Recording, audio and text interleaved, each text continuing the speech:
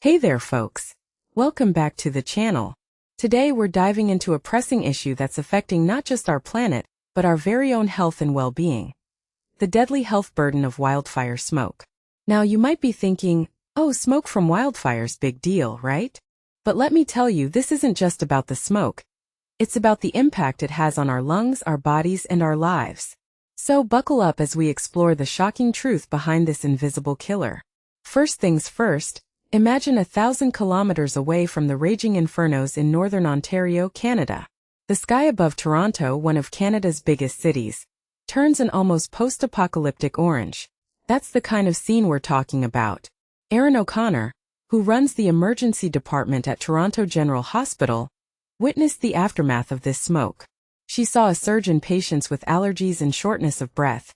And the smell was so intense it felt like standing by a campfire. Now that's a pretty powerful image, right? But here's the kicker. The smoke isn't just a local issue. It's a global crisis. According to a study in The Lancet, wildfire smoke kills 1.5 million people each year, making it a far greater threat than floods, storms, and heat combined. And it's not just about the immediate impact. The smoke can travel far and wide, causing early deaths even in areas far from the fires. In 2023, wildfires in Canada caused 82,000 early deaths, with unfavorable winds pushing a third of that burden into the US and another quarter into Europe. That's a staggering number, and it's only going to get worse. Now here's the thing. Scientists are still trying to understand the complex links between exposure and mortality. As climate breakdown intensifies, fire weather becomes more severe. What if hotter infernos cause pollution to peak at even more extreme levels? What if bad air lasts for days or weeks? These are the questions that keep researchers up at night. And the early signs are troubling. With vast tracts of vegetation torched near major European cities and smoke-choking population centers like Chicago and New York City, the fallout is already here. But here's a fascinating twist. The death toll from a fire season can depend on the whims of the wind. Wildfires in France and Spain spewed record amounts of pollution, but the smoke was mostly blown away from where people live. So while the pollution levels were off the charts, other big cities in southern Europe were spared the worst. But North America hasn't been so lucky. As winds blew south and southeast from sparsely populated forests in Ontario and the Northwest Territories, at least 36 million people across the continent were exposed to very unhealthy concentrations of PM 2.5, with some areas reaching levels that New Delhi saw no more than 8 times last year. Now let's talk about the impact on individuals. In Duluth, Minnesota, J. John and Dan McClelland, a married couple who grow flowers, found themselves in a dystopian haze. They woke up to a fog that was made up of something much worse.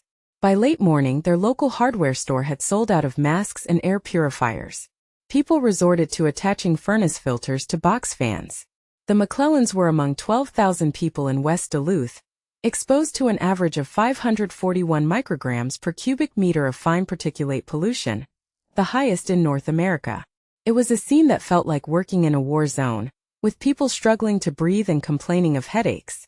So what's the deal with wildfire smoke?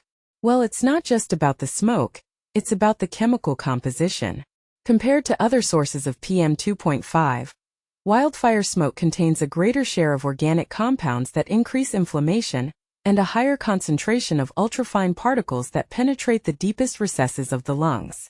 And here's the scary part. PM 2.5 from wildfire smoke is up to 10 times more harmful in the short term, according to a study in Nature Communications. That means the death tolls from short-term exposure to wildfire smoke have likely been greatly underestimated. Now what can we do about this? Well, experts recommend wearing masks, closing windows, and checking in on vulnerable neighbors, especially the elderly with chronic diseases. They also suggest checking air quality monitors and moving activities indoors when the pollution is too high. But here's a catch. In some cases, actions to keep the air clean may conflict with efforts to stay cool, especially in hot climates without air conditioning. So it's a delicate balance. Now let's talk about the bigger picture. In Europe, changes in land use have alarmed firefighters and wildfire experts as much as global heating. Rural regions across the Mediterranean have hollowed out, resulting in more overgrown vegetation that dries out and allows fires to spread more easily during hotter heat waves. And it's not just Europe. Other parts of the world from the western US to Australia already know this all too well. Adding to the climatic burden is the arrival of a strong El Niño and a related natural phenomenon in the Indian Ocean, which is priming countries across Southeast Asia to burn. So what's the takeaway? Well, for one, we need to take climate breakdown seriously. The McClellans, despite still having their homes and health, were given a taste of the suffering that climate breakdown has long caused in other countries. Dan McClellan said it opened his eyes to understand just a sliver of what other people are feeling. And that's a powerful realization. Thanks for joining me on this journey through the deadly health burden of wildfire smoke. Remember, stay informed, stay safe, and let's keep pushing for a healthier planet. Peace out.